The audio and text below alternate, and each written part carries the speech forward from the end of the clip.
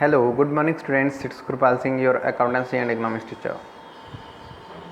As you know, our chapter depreciation was going on, and till question number 9 we have solved all the numericals in the last videos, right? So before starting video, put your SR number in the comment by which you can mark your present or absent.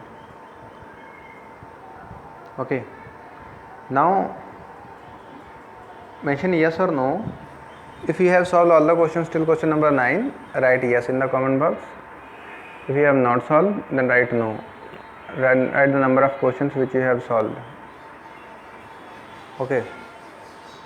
Next, as already you know what is depreciation. Depreciation is the residual fall in the value of assets due to permanent fall, wear and tear. किसी भी assets को लगातार use किए जाने से उसकी जो value कम हो जाती है उसे क्या बोला जाता है? डेप्रिशिएशन बोला जाता है. क्या बोला जाता है? Depreciation, right. नेक्स्ट आता है वाई वी कैलकुलेट डेप्रिशिएशन. बेटा, we calculate depreciation to ascertain the actual value of assets. Okay, now come to the question. What is question? Question number 11. I am using here reference DK Goyal book. From there I have taken question. This is question number 11. So if you are having DK Goyal, then you can use, otherwise you can understand this question, and by the help of this question you can solve all the numericals of NCERT also. Okay, so question is, a plant is purchased for 60,000 on 1st April 2009. It is estimated that residual value of this plant at the end of this working life is 10 year. Okay, will be 20,920. Depreciation is to be provided 10% on diminishing value method. Now today which method is started? Diminishing value method. Diminishing में क्या होगा बेटा, जो भी आपके पास हर साल value आ रही है आपको उसी पे एक्चुअल वैल्यू पे डेप्रिसिएशन लगाना है. In the last question we are charging same depreciation for all the years, मतलब जितने की खरीदी वही डेप्रिसिएशन लगातार लगता चला जाता था. But now onwards we have to charge depreciation by diminishing method. Diminishing method क्या होता है कि जिसमें जो भी आपकी बुक वैल्यू आती है आप उसी पे डेप्रिसिएशन लगा देते हो जो नई वैल्यू आ रही है. ठीक है, देखिए कैसे करेंगे. On 1 April 2009 you have purchase, तो you have to write 2 bank account. 2 ज़रूर लिख लीजिएगा इसमें. 60,000. ठीक है, 31 मार्च को बुक्स क्लोज हो रही हैं. 31 मार्च 2010 में आपका साल पूरा हो गया, तो साल का 10% 60,000 रुपये, इसका कोई यूज़ नहीं है बेटा. यहाँ पे 60,000 का 10% कितना हो जाएगा? 6,000 लगा दिया.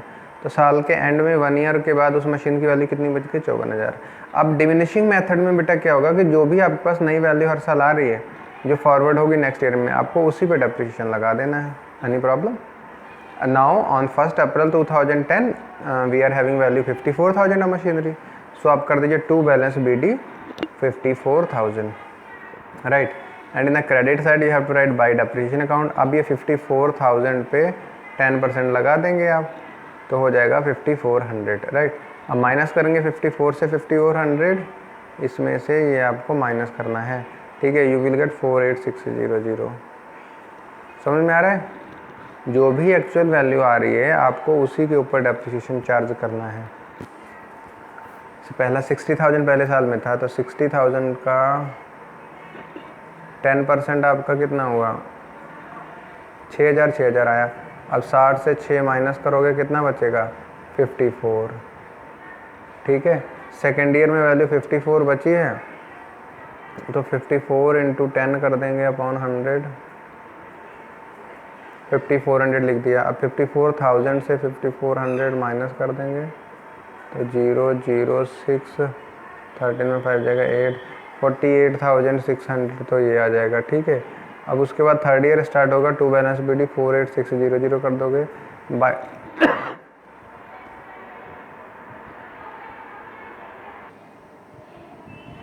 so in the third year beta value will be 48600. 5400 will be now on 48600 you have to charge 10%, 4,860. आप माइनस कर दीजिए, आ जाएगा 4740. अब फोर्थ ईयर में हो जाएगा 2 बैलेंस BD 43740। अब इस पे 10% लगेगा तो 43744, और आपका लास्ट जो ईयर होगा उस वक्त आपकी वैल्यू बचेगी 39,366। दोनों साइडों का जो सम होगा बेटा ज़्यादा वाला, वही दोनों साइड लिखा जाएगा। Is it clear? Any problem in this question? Diminishing value method में फिर से बता देता हूँ क्या होता है बेटा। In diminishing value method we have to charge depreciation of the actual value whatever we have got it after depreciation, means उस वैल्यू पे डेप्रिसिएशन लगता है जो वैल्यू आपकी आफ्टर डेप्रिसिएशन पिछले साल का माइनस करने के बाद नई वैल्यू आ रही है, ठीक है। So please note down this question. Next question है बेटा question number 13। Question is saying a company purchased a second-hand machine on 1st April 16 for 30,000 and immediately spent 4,000 on its repair. तो 30 and plus 4 34 and 1,000 on installation, तो 35 की हो गई आपकी।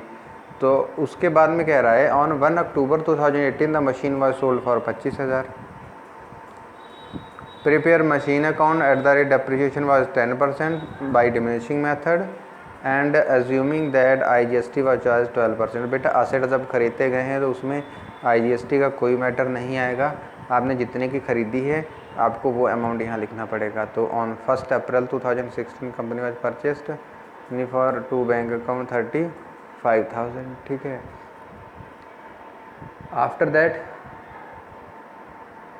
Depreciation account, by depreciation account लिखेंगे, 10% है तो 35,000 का 10% कितना आ जाएगा, 35,000 इंटू 10/100, 3500 हो जाएगा। कितना हो जाएगा, 3500, ठीक है। तो बाई बैलेंस CD आपकी वैल्यू कितनी बची, 31,500।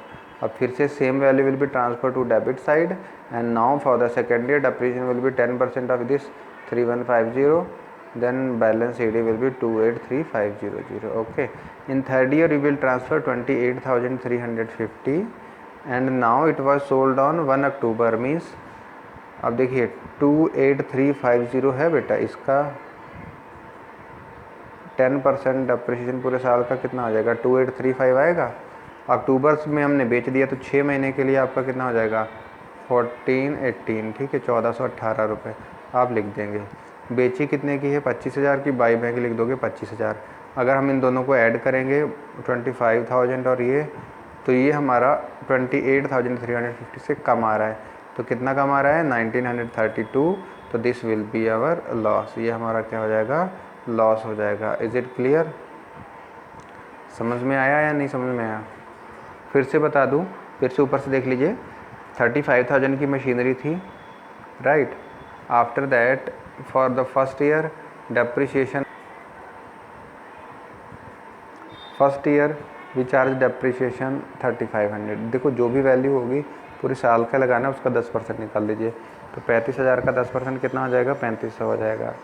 उसके बाद में सेम वैल्यू नेक्स्ट ईयर जब सेशन स्टार्ट होगा तो बेटा आ जाएगी 31,500, ठीक है। 3150 डेप्रिसिएशन लगेगा, बैलेंस CD आ जाएगा 28350, ठीक है।